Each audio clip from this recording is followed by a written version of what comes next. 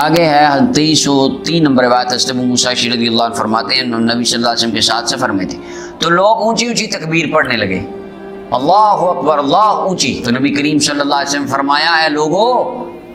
اربعوا علی انفسکم، اپنی ذاتوں پر ذرا تھوڑا نرمی کرو، یعنی یہ اونچی کلمات نہ کہو، مراد یہ تھا، مفہوم یہ تھا ان کو سمجھانا، فرمایا اپنے آپ پر تھوڑی شفقت کرو، نرمی کرو، تم اس کو نہیں پکار رہے جو بہرا ہے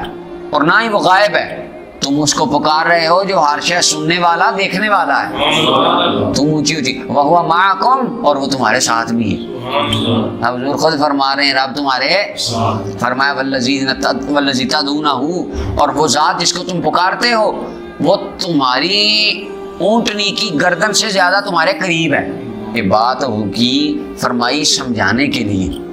جس طرح انسان ڈاچی پہ بیٹھا ہو تو گردن کتنی دور ہوتی ہے، ہاتھ آگے کرو تو گردن کو لگ جاتا ہے، ٹھیک ہے، تو یہ تشبیہ یعنی سمجھانے کے لیے فرمایا کہ جتنی گردن تمہارے قریب ہے تمہارا رب بھی اتنا قریب۔ اب یہ بندہ ڈاچی پہ بیٹھا ہے اور ایک بندہ گردن کے پاس کھڑا ہے، اس کو اگر بلائیں گے تو کتنی اونچی آواز سے بلائیں گے؟ بالکل آہستہ سے بلائیں گے کہ ساتھ والے بندے کو بھی نہ سنیں، اس کو سمجھ لگ جائے گی۔ تو یعنی فرمانے کا مقصد یہ تھا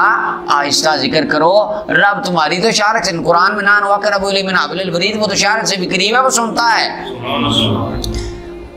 اچھا جی، حضرت ابو موسیٰ رضی اللہ تعالیٰ عنہ فرماتے ہیں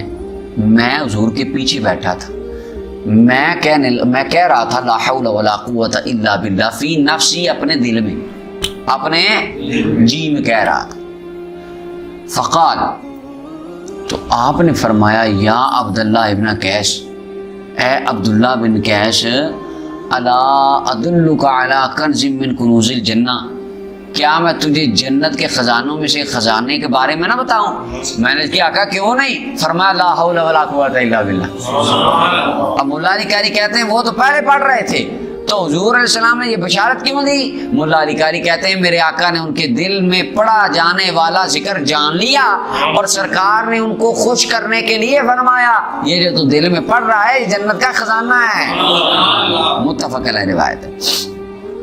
اللہ اکبر۔ تو جنت کا خزانہ اس کو اس لیے کہا گیا کہ جو بندہ یہ پڑھتا ہے اللہ تعالیٰ اس کو جنت کے ذخیرے اور جنت کے خزانوں کا مالک بنائے گا، یا یہ جنت کے خزانوں میں سے ایک حصہ ہے جو دنیا پہ اللہ تعالیٰ نے ذکر کا اپنی جنت والوں کے لیے رکھا ہے، اہل جنت کے لیے اللہ تعالیٰ نے